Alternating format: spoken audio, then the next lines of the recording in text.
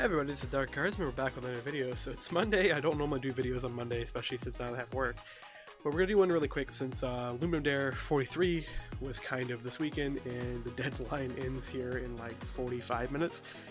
So I participated in 42, actually submitted something, I actually placed rather decently. I got like, I think in the top, I don't know, 800-ish, which is pretty good when you consider like your thousands of games submitted.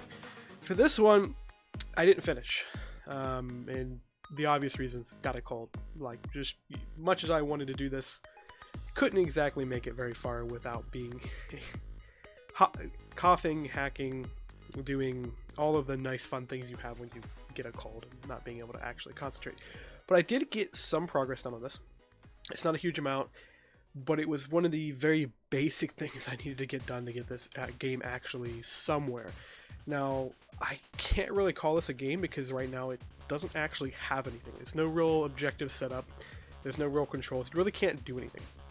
The only thing you can really do is kind of zoom out and just kind of watch the NPCs do their thing. Now, the idea behind this game, in case people missed the last video, was that this was going to be an NPC-driven game. You were going to...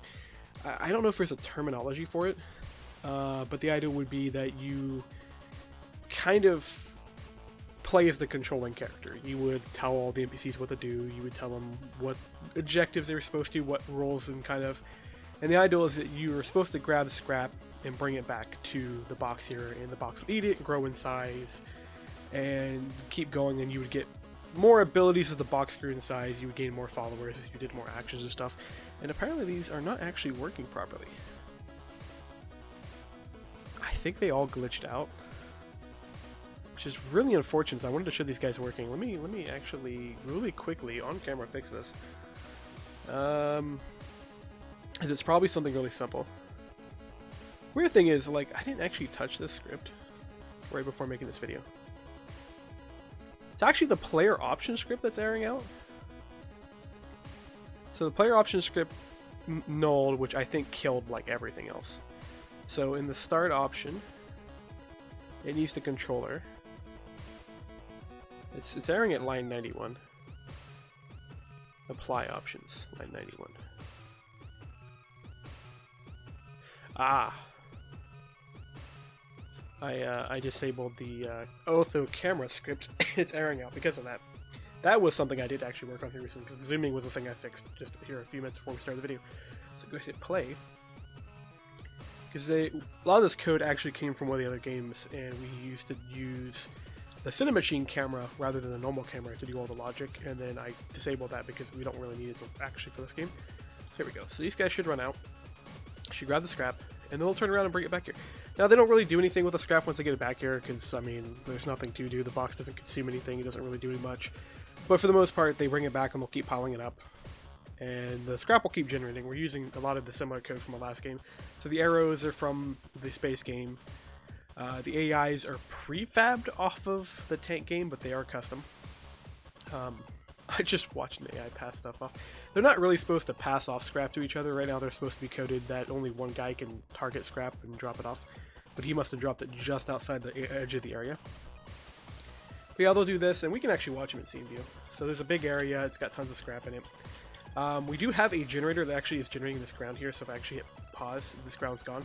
The goal was that we were going to randomly generate buildings, terrain, paths, a ton of cool little stuff. That was, if we ever actually got this started on time, we would have did that Sunday, but of course I was barely functional Saturday, and then Sunday I was just incapable of doing anything. And then I don't even know why I'm doing this today, because I spent most of the day not being able to function either. I still had to go to work though, because you don't get sick days apparently. But yeah, so this does generate. So if we hit play and we go, hopefully it'll let me stay on the scene view. Oh yeah, I'm going to actually have to go to the game view just for a moment, just hit the play button. So go that, it'll generate that. Unfortunately, the scrap is like the same exact color as the ground, so it's going to be hard to see. I can actually fix that. Let me actually go and change this.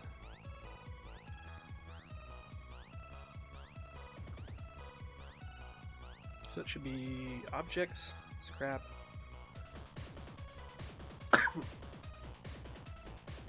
And we can change it to something bright.